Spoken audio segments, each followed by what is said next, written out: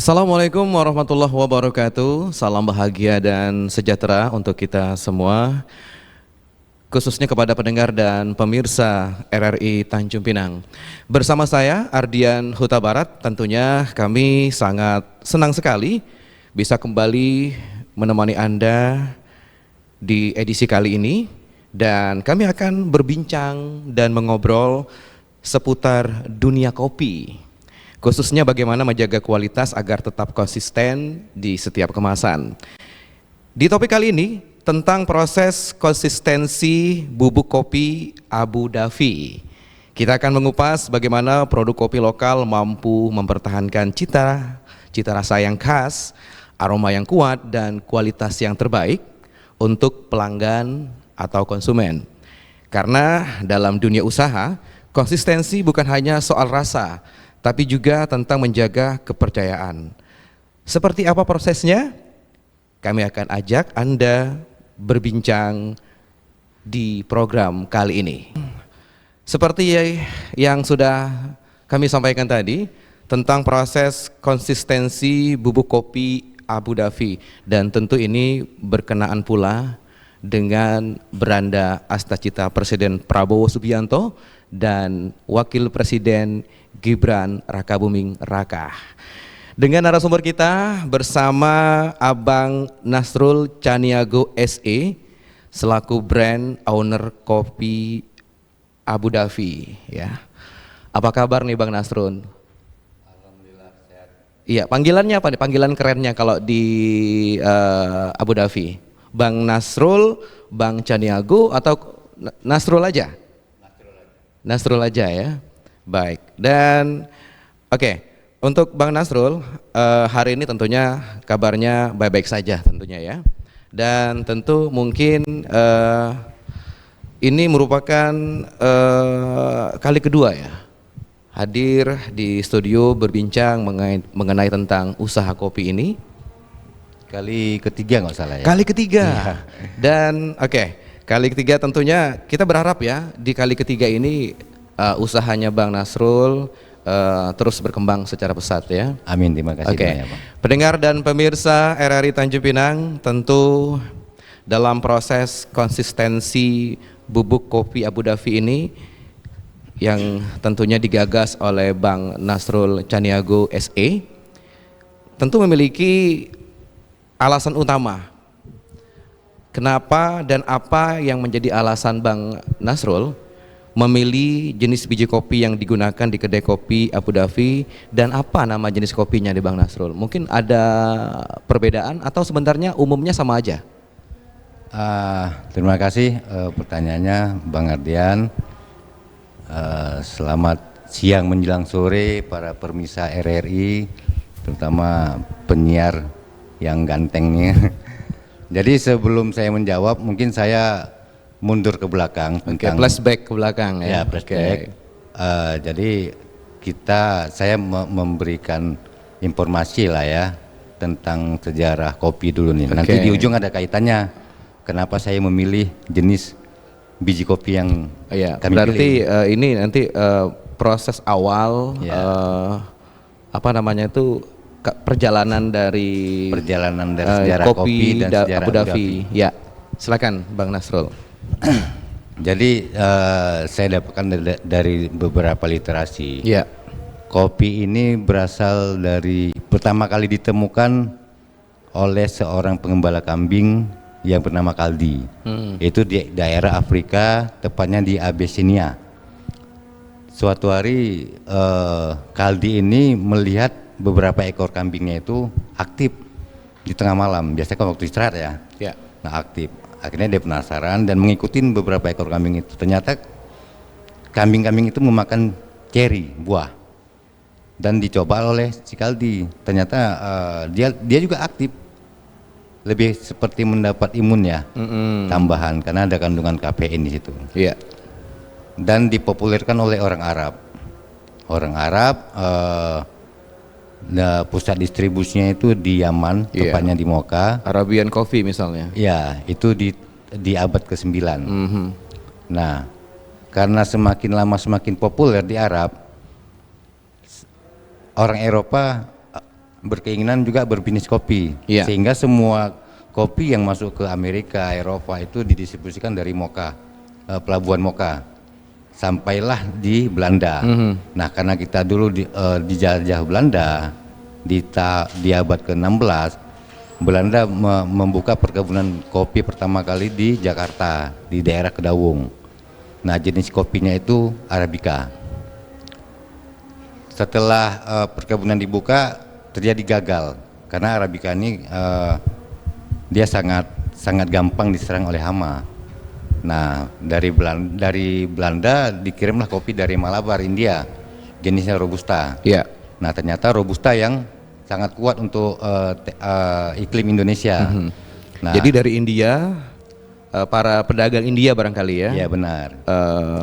berlayar ke Indonesia lah ya waktu itu kan? Dari POC. Dari VOC. Belanda yang bawa. Oke, berarti berlayar kan? Berlayar, Menggunakan ya. kapal. Oke. Benar.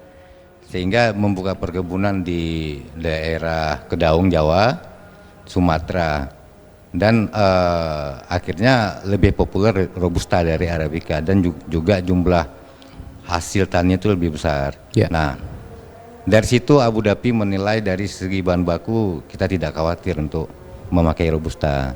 Jadi jenis kopi yang dipilih Abu Dhabi itu jenis kopi Robusta. Oke. Robusta. Jadi itu menjadi alasan nih kenapa pilih Robusta. Mungkin ada alasan lain? Salah satunya. Salah satunya. Yang pertama, yang kedua Robusta lebih menyentuh ke ekonomi menengah ke bawah. Artinya kan marketnya tuh lebih luas ya. Lebih ekonomis harganya.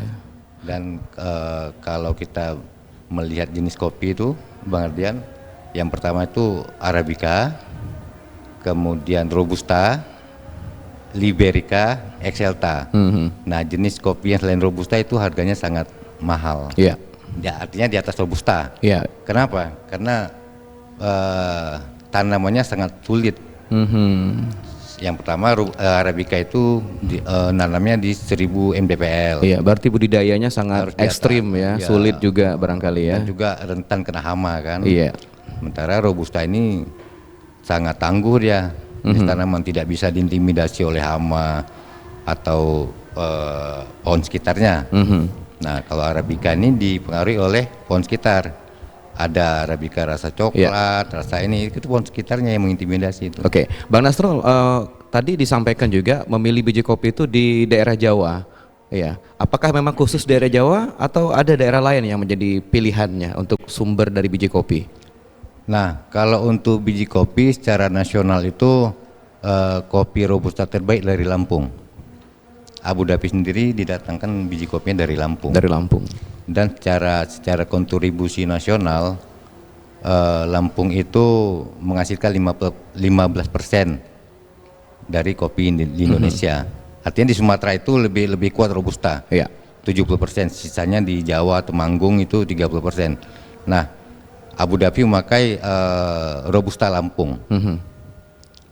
Oke, Biji cenderung lebih diprioritaskan Robusta Lampung ya. Iya benar. Berarti dari kita ngomongin biji kopi, sumbernya di mana, dan tadi juga disampaikan Abu Dhabi ini memilih biji kopi Robusta itu Ya, lebih memprioritaskan di daerah Lampung. Benar, di Oke, baik. Nah, tentu pendengar dan pemirsa ingin tahu nih proses roasting dari racikan kopi Abu Dhabi ini. Mungkin ada tipsnya atau mungkin ada racikan rahasianya barangkali.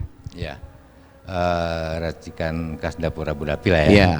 Yang pertama bicara roasting, Bang Ardian, jenis roasting itu ada 3.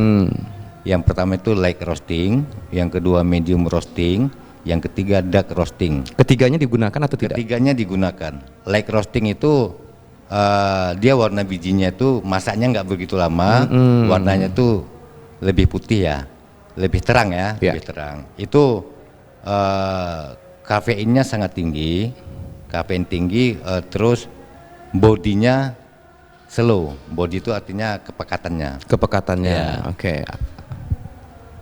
Abu Dhabi sendiri memakai yang di tengah, medium. Medium.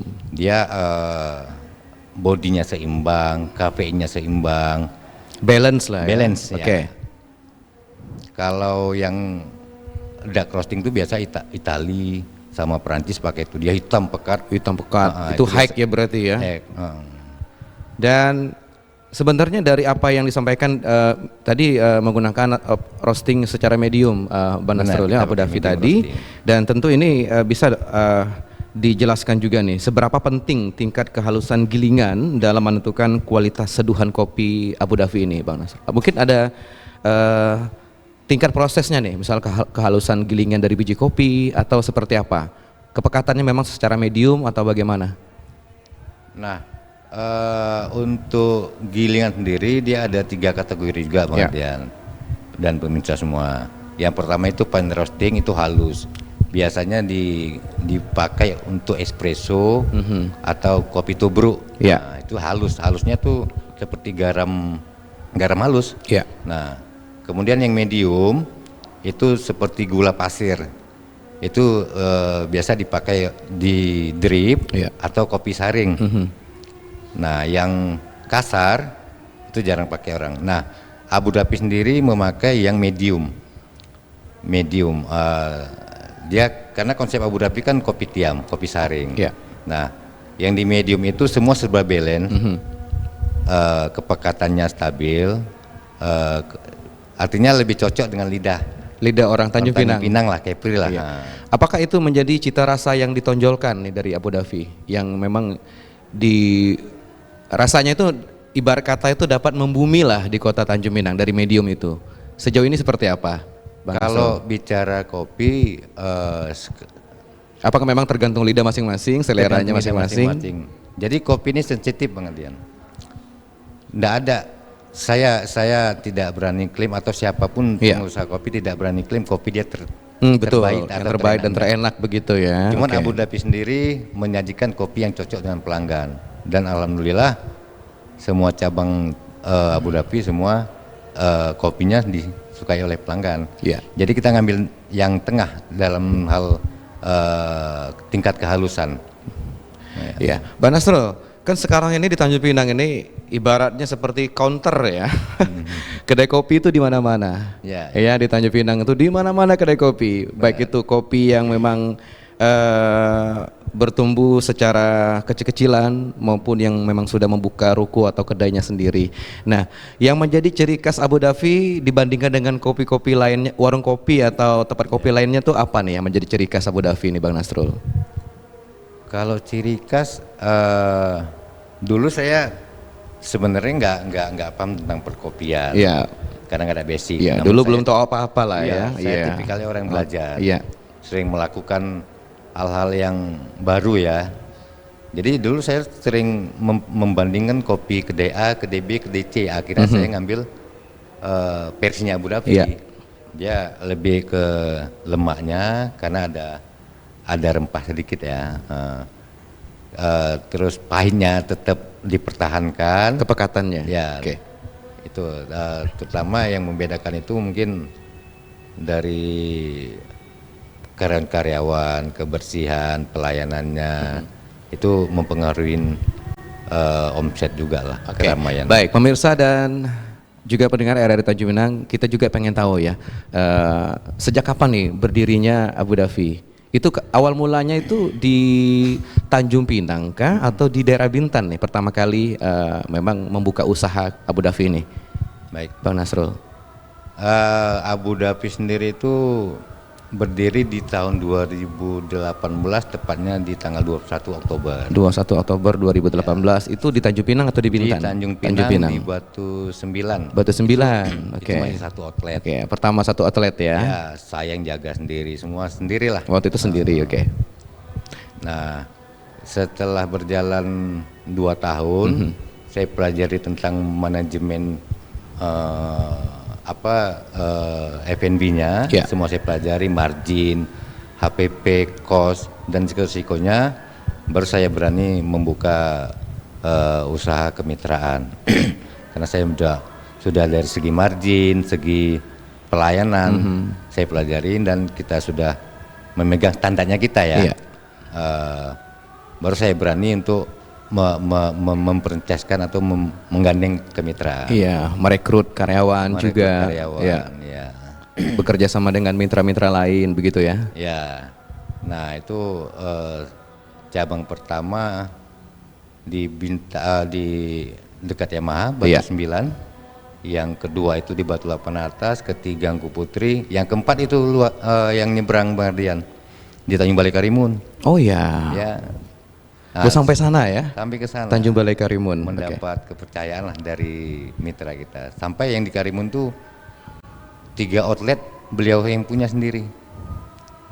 Artinya dia sudah mendapatkan benefit dari bermitra dengan Abu Dhabi. Ya, Bang Nasrul bersama mitra yang terlibat dalam Abu Dhabi ini memang dari 2018 hingga perjalanannya hingga ke tahun 2026 ini.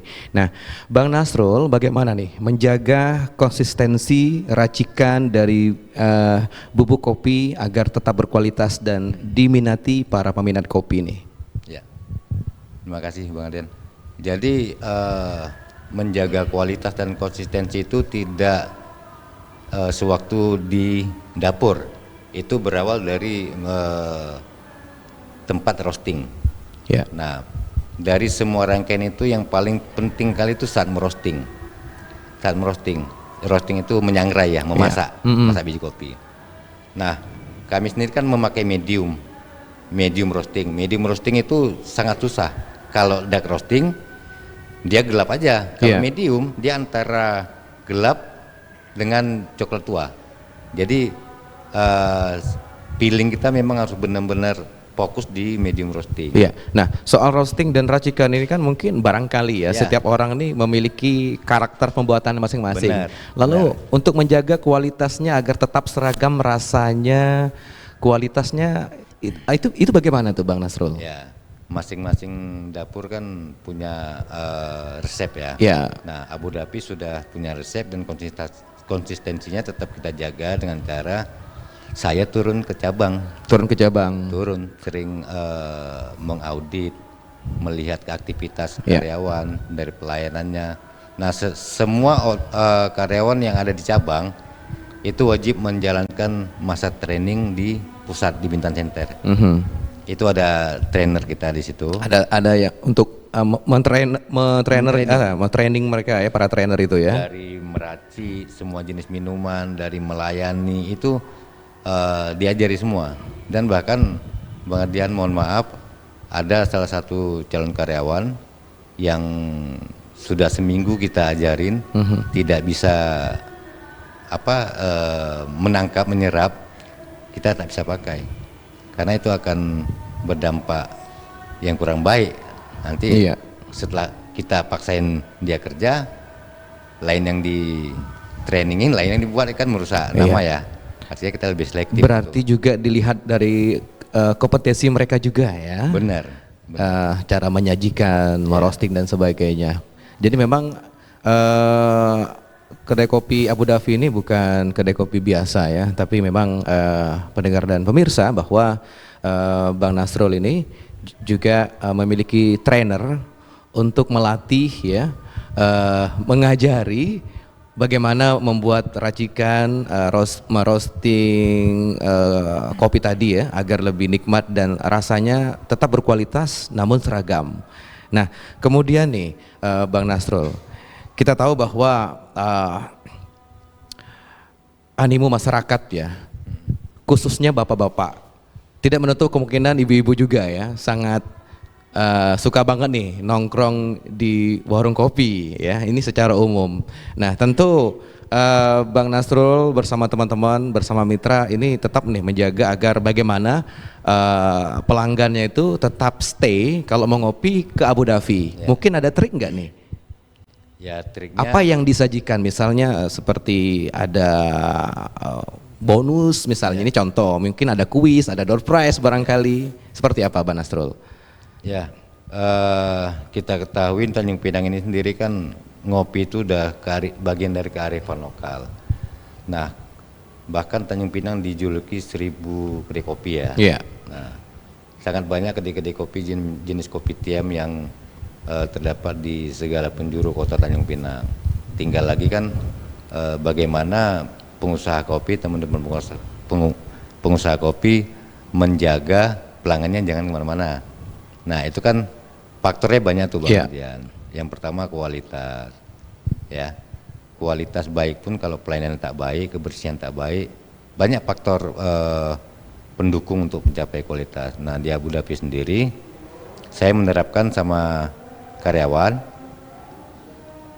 usahakan tahu nama, kalau udah 2-3 kali datang, waktu menyajikan, kalau bisa sebut nama, karena itu akan mempengaruhi emosional. Contoh kayak saya memberikan kopi nih ke Bang Ardian, Bang minum kopinya, itu masih ada gap. Tapi kalau saya sebutin nama Bang Ardian ini kopinya, artinya lebih sopan ya, lebih dihargain. Ya. Kemudian dalam hal kebersihan juga karena kita jual makanan ya, dan promosi yang tepat sasaran yang kami lakukan, dan alhamdulillah pelanggan enggan untuk berpindah dan pelanggan baru terus berdatangan. Berarti dengan adanya pelayanan yang baik ya, yang terbaik, Ya, benar. yang tentunya diberikan kepada pelanggan sehingga pelanggan semakin bertambah ya. Iya, benar. Ya, dari waktu ke waktu hingga saat ini memang pelanggan tetap stabil kah atau ada cenderung ada kenaikan progresnya, Bang Nasrul? Dari bulan ke bulan alhamdulillah terus berprogres naik untuk omset semua cabang, karena kan setiap hari semua cabang mengirim laporan harian. Itu terus mengalami kenaikan. Sejauh ini sudah berapa outlet Abu Dhabi ini? Sampai hari ini alhamdulillah sudah terbuka 17 outlet. 17 outlet ya, termasuk tadi di Tanjung Balai Karimun ya. Mungkin ada peluang yang lain misalnya di daerah selain Tanjung Balai Karimun? Insya Allah di Tanjung Uban on progress, udah fix, sudah sepakat, dan itu juga owner lama Abu Dhabi juga, dia mengembangkan untuk Tanjung Uban. Kemudian di Natuna ya, dan di daerah Bintan, di daerah Korindo, di daerah industri. Ya. Dalam waktu dekat insya Allah 3 cabang kita akan opening kan. Itu untuk di Bintan ya? Bintan 2, Bintan Utara ya kalau Uban. Bintan Utara Tanjung Uban. Oh ya. Bintan Timur daerah Kijang. Korindo. Ya, Korindo Kijang ya. Oke. Dan Ranai Natuna. Ranai Natuna. Ya, mudah-mudahan on progressnya menjadi progres yang lebih signifikan ya, Bang Nasrul ya. Amin. Iya, baik. Nah, tentu sudah banyak nih outlet atau juga cabang dari Abu Dhabi ini, Bang Nasrul. Dan oke, kalau kita lihat ya, ini secara umum ya, Bang Nasrul ya. Sepengetahuan Bang Nasrul melihat dari kisaran harga lah, kisaran harga dari yang terendah sampai tertinggi nih, khususnya untuk nilai ekonomis lah bagi pelanggan kopi di Tanjung Pinang ini. Dari terendah sampai tertinggi itu berapa? Dari angka terendah kalau untuk flavor kopi dari 8.000 sampai 17.000. Iya, dari terendah 8.000 ya. 8.000 rupiah sampai 17.000 rupiah. Iya, terendah dari 8 hingga 17.000 rupiah ya. Dan dari kisaran tersebut, apakah memang termasuk nih hal atau harga yang memang dapat terjangkau nih bagi penikmat kopi? Ya kebanyakan yang di harga 8.000 sampai 12.000. Itu market yang paling gemuk ya. Iya. Nah, kalau yang 17.000 itu ada satu flavor yang ada arennya. Ada saya buat kemarin flavor yang baru. Iya. Nah itu costnya lebih tinggi, HPP-nya lebih tinggi, makanya kita jualnya juga lebih tinggi. Iya, itu dari kisaran ya, kisaran yang memang dapat terjangkau bagi pelanggan dan penikmat kopi ya, Bang Nasrul. Oke, kalau kita melihat kondisi di luar sana nih, kita tahu dan tentunya pemirsa maupun pendengar ya, teman-teman semua yang sedang menyaksikan perbincangan kami di hari ini, tentu bukan orang baru menjadi penikmat kopi. Mungkin sudah beberapa pendengar maupun pemirsa yang sudah mencoba nih dari beberapa tempat kopi yang dikunjungi sebagai tempat nongkrong, bisa juga tempat untuk bekerja ya, biasanya ada pekerja yang membawa laptop gitu ya, duduk sambil ngopi gitu ya. Ini tahu nih kondisi kisaran harga terendah sampai dengan tertinggi. Mungkin ada yang berstatement nih, kalau dari informasi yang kami ketahui nih, Bang Nasrul ya, ada yang memang kisarannya itu melebihi harga tertinggi yang disampaikan Bang Nasrul tadi. Ya. Iya. Ya. Apakah memang sepengetahuan Bang Nasrul ada kedai kopi yang memang mematok harga atau membuat harga itu lebih tinggi dari kisaran harga yang biasa disampaikan tadi oleh Bang Nasrul tadi? Ya. Karena begini Bang Nasrul, saya selaku penikmat kopi juga nih, termasuk juga teman-teman maupun pemirsa RRI Tanjung Pinang. Ada salah satu nih ya, kita membicarakan secara umum ya, kedai kopi yang memang ini kita pernah merasakan nih, racikan kopinya itu memang biasa-biasa saja, tapi harganya tuh di luar dari harga tertinggi, melebihi kisaran harga tertinggi ya. Iya, harga kopi di kota Tanjung Pinang. Nah, kalau melihat usaha tadi Bang Nasrul, tentu kita ingin bahwa pelanggan tuh tetap stay di kedai kopi kita. Tapi ada juga produsen yang tidak mempermasalahkan soal pelanggan sehingga memasok atau memberi harga tertinggi di luar kisaran tadi. Nah, sebagai produsen, owner dari kedai kopi Abu Dhafi ini, Bang Nasrul, bagaimana nih mencermati, melihat nih? Karena kita tahu bahwa ini bukan hal yang menjadi hal yang sederhana, terutama bagi penikmat kopi. Karena setiap penikmat kopi punya seleranya masing-masing nih, begitu Bang Nasrul. Sehingga ketika dia berkunjung ke salah satu kedai kopi, ya rasanya biasa-biasa aja, tapi kisaran harganya tuh tinggi banget, melebihi dari harga yang apa Bang Nasrul sampaikan tadi. Lalu sebenarnya apa nih trik dan juga pembelajaran edukasi nih, terutama bagi khususnya ini kita kepada produsen kopi deh dulu. Itu seperti apa Bang Nasrul? Ya, jadi kalau tentang bicara tentang harga, kan kita harus apple to apple dulu pengertiannya. Kalau di Tanjung Pinang sendiri, teman-teman pengusaha kopi ini memang kita sudah kompak memang untuk range harga. Nah, ada harga yang mahal, ya puluhan ribu ya, di atas 20. Iya, itu sebenarnya kalau harga mahal no problem, seperti yang Abang sampaikan sebelumnya itu soal kualitas, racikan. Tadi ada istilahnya hack ya.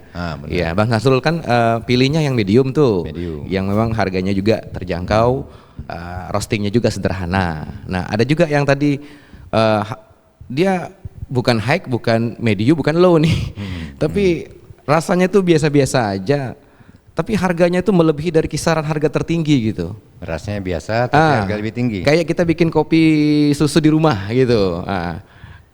Itu gimana tuh agar produsen tuh sebenarnya lebih berpikir bahwa kenikmatan dan rasa kopi itu nomor satu gitu. Itu bagaimana nih tanggapan dari Bang Nasrul? Kadang gini Bang Ardian,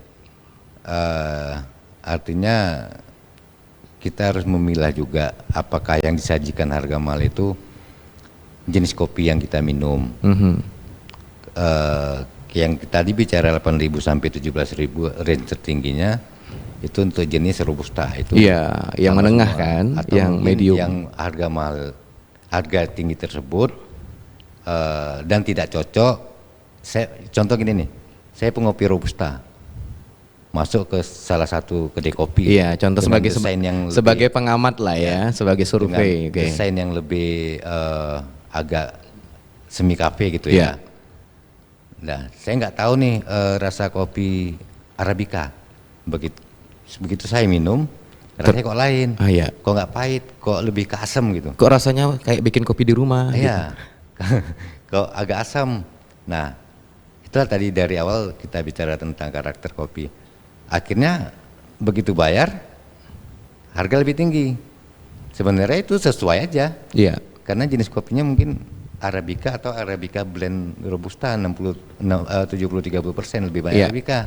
Nah, saya pasti nggak terima karena rasanya nggak dapat. Karena memang bukan itu. Mungkin abang selaku owner, selaku penikmat kopi bisa nih, pernah nggak komplain gitu sama produsennya, sama pembuat kopinya gitu, karena mungkin Bang Nasrul pernah nih berkunjung ke salah satu kedai kopi di Tanjung Pinang. Ada pengalaman nggak seperti itu? Meskipun mungkin nggak ngomong langsung, tapi berkata nih dalam hati, ini kopinya biasa-biasa aja gitu. Seperti apa tuh? Ini belum pernah sih. Ada saya masuk kedai kopi, rasanya yang berbeda, saya tahu itu Arabica, Arabica dan wajar. Tapi statement yang mereka promosikan itu kopi Arabica, tapi ternyata ketika dirasa seperti kopi Arabica, gitu. Kemasan saset mungkin. Oh, kalau itu mungkin nggak lama kali ya.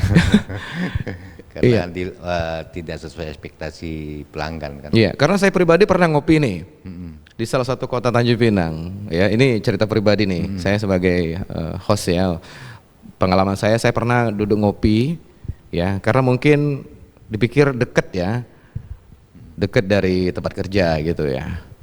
Ternyata setelah selesai kita ngopi dengan secangkir kopi gitu ya, saya pikir dengan rasa yang biasa aja, mungkin rasanya pada umumnya lah seperti Bang Nasrul sampaikan dari kisaran harga terendah tadi ya. Saya pikir mungkin enggak sampai segitunya lah, enggak sampai ke kisaran tertinggi tadi harganya ya. Tapi ternyata melebihi harganya gitu. Sedari itu saya tidak berkunjung lagi ke kedai tersebut gitu ya. Ini pengalaman pribadi, mungkin jadi pembelajaran bagi para owner atau produsen kopi nih. Bagaimana sebenarnya agar pengunjung, pelanggan itu tetap stay di tempat Anda. Ya, kalau dari Bang Nasrul sendiri kan tadi sudah disampaikan ya, trik-triknya. Bagaimana pelanggan tuh tetap progresnya tuh dari waktu ke waktu semakin bertambah karena kenikmatan kopi yang stabil.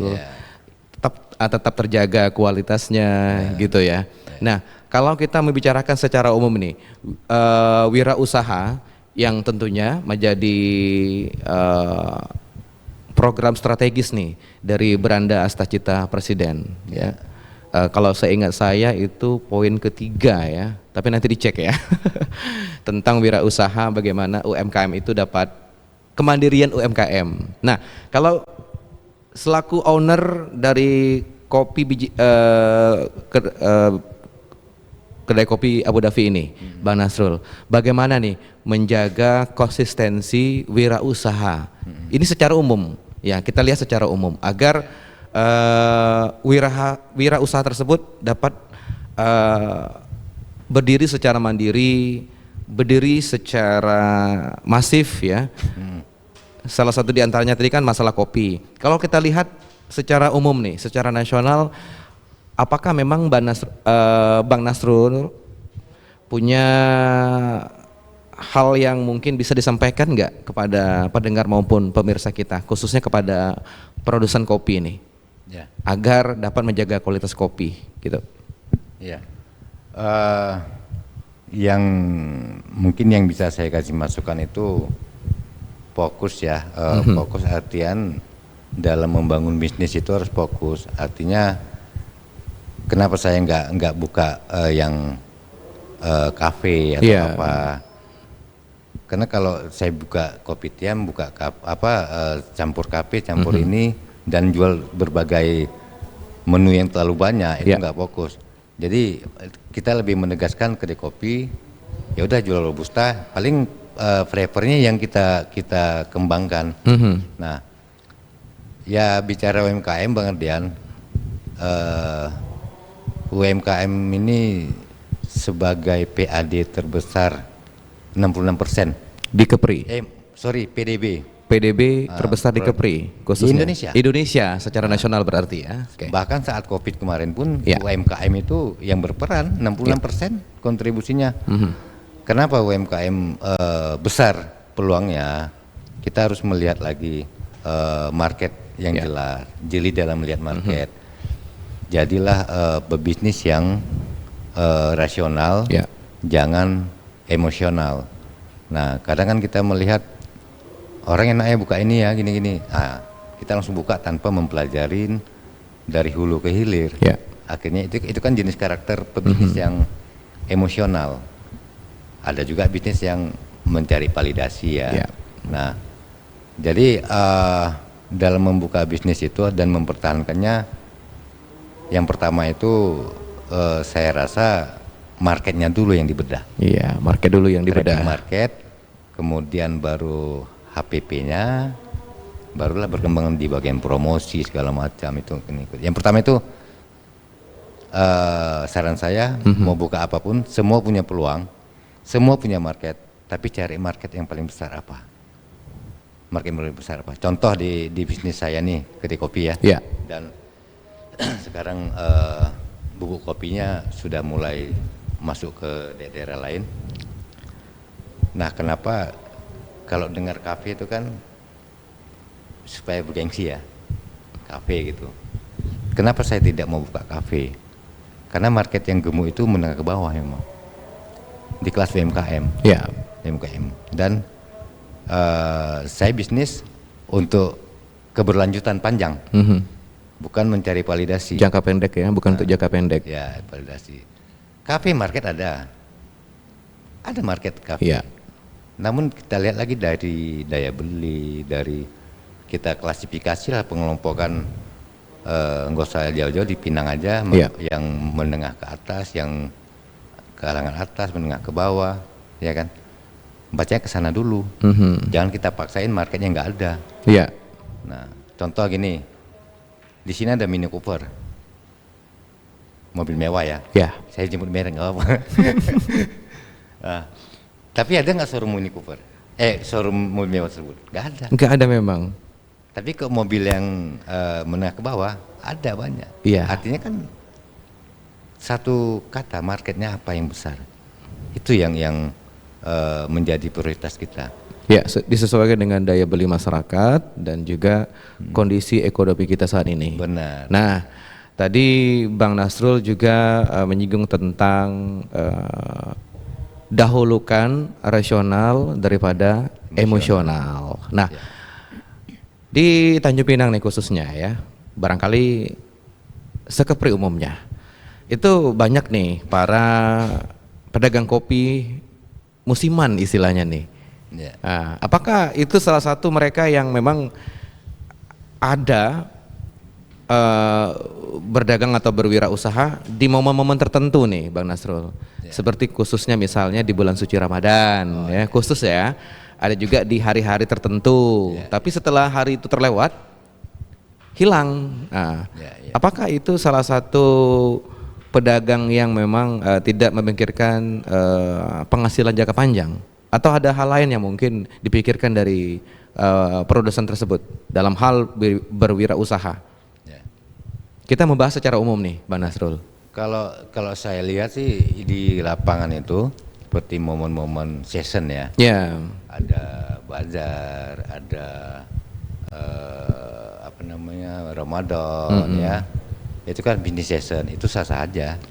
Dan itu selalu tidak berkelanjutan, mereka memang pedagang season ya. Pedagang itu namanya pedagang session ya. Dan di samping itu mereka sudah punya pendapatan tetap biasanya. Sudah punya income yang tetap. Jadi itu menambah income. Dan biasanya kayak kita lihat ya di Tanjung Pinang ini Marak Bazar ya. Itu kadang yang punya itu dia bisa buka 3-4 outlet di bazar-bazar lainnya.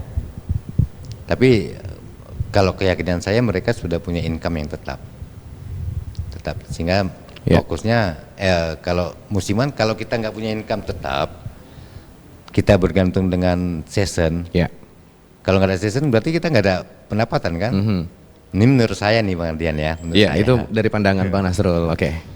Pasti dia punya income lain selain itu.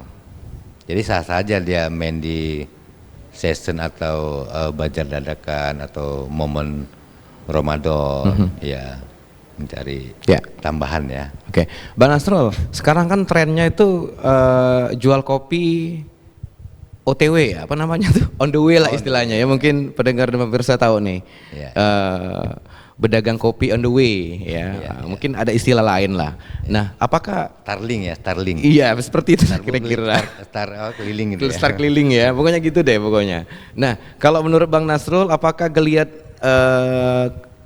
kopi Starling ini atau kopi OTW ini mampu nih untuk mengangkat value atau nilai ekonomi dari para pedagang kopi?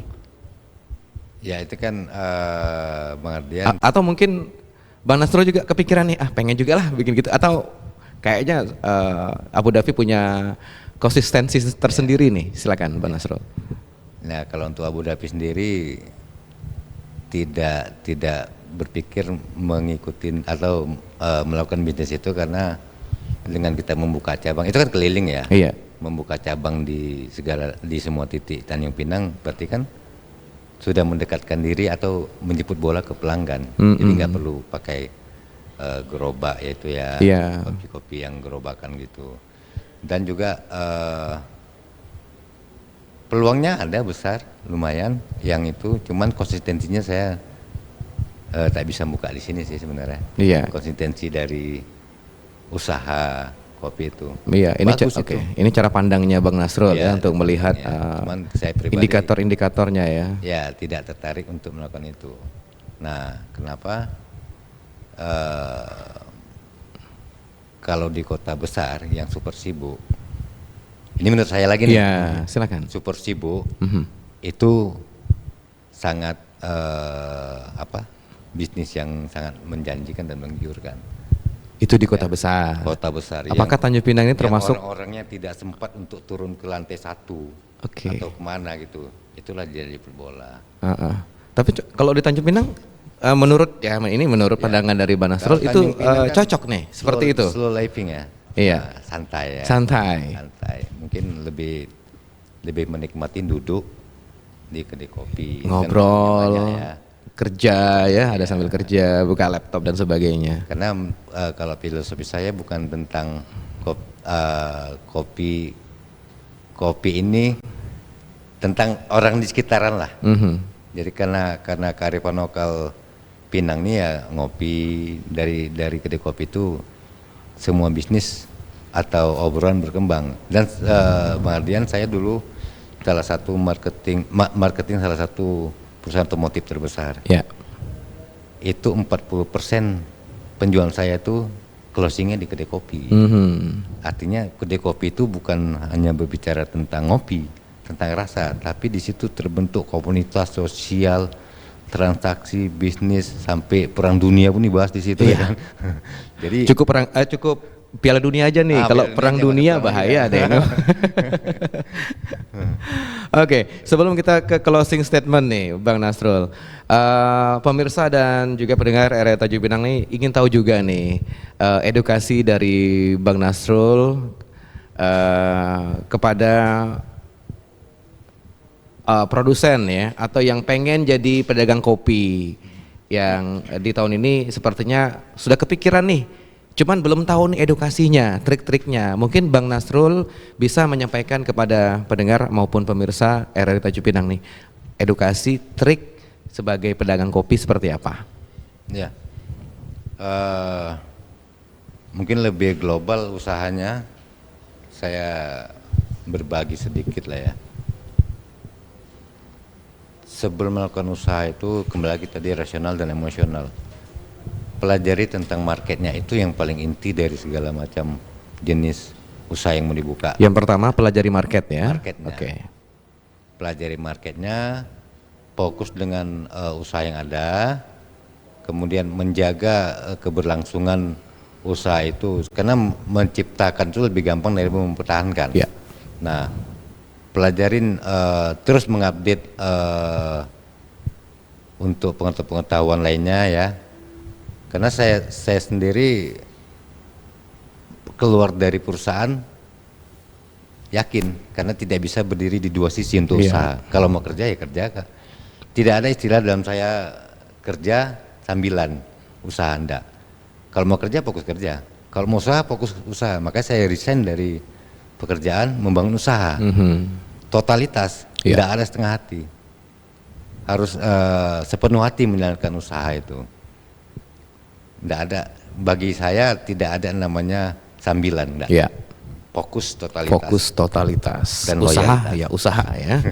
Oke, pendengar dan pemirsa RRI Tanjung Pinang, di perbincangan kita kali ini kita ingin mendengarkan bersama nih dengan topik pembahasan kita adalah proses konsistensi bubuk kopi Abu Dhabi. Nah, sebagai closing statement kita ingin tahu nih nilai dari apa namanya itu konsistensinya Bang Nasrul selaku brand owner ya kedai kopi Abu Dhabi ini. Kita ingin mendengarkan nih bagaimana filosofinya dan statement sebagai closing statementnya di perbincangan kita kali ini. Bang Nasrul sebagai closing statement, silakan nih disampaikan dengan topik kita hari ini. Ya, terima kasih pemirsa yang terus mengikuti. Semoga sehat selalu dan bahagia selalu. Nah, sebagai closing statement hari ini, yang pertama untuk anak-anak muda dan pengusaha pebisnis terus berkarya dan mengupgrade diri ya, fokus selalu untuk usahanya dengan totalitas. Kemudian tentang Abu Dhabi sendiri, tentunya bicara tentang kopi ya, ada sedikit statement, kopi itu bukan hanya bicara tentang rasa, tapi di situ ada nilai-nilai kekeluargaan, persahabatan dan kebahagiaan. Dan di situ dari secangkir kopi itu kita bisa mendapatkan relasi dan bisa bersosial ke segala profil masyarakat sekitarnya. Terima kasih. Ya, baik.